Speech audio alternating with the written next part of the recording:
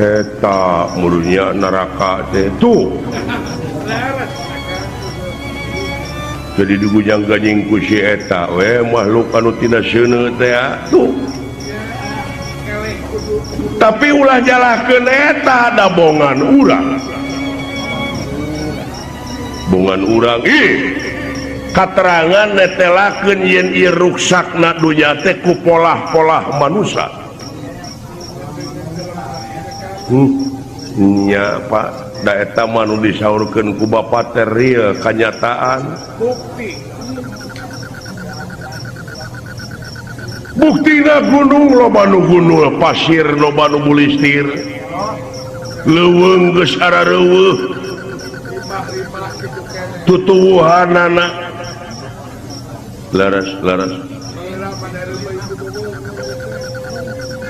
padahal lamun manusia nyukurkeun kana eta nikmat-nikmat bakal tambah deui nikmatna lamun teu nyukurkeun bakal pinangih jeung ajab anu leuwih berat nu masak anu karanapan ku urang entong di negara ieu mah sadunya kabeh ngan ukur ajab jeung ajab denge ku silai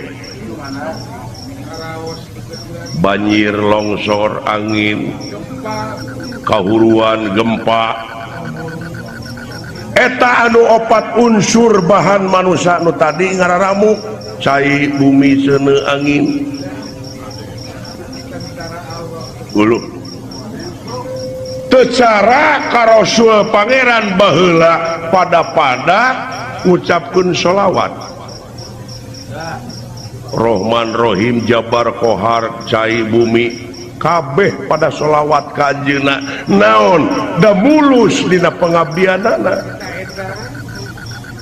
uluk larasnya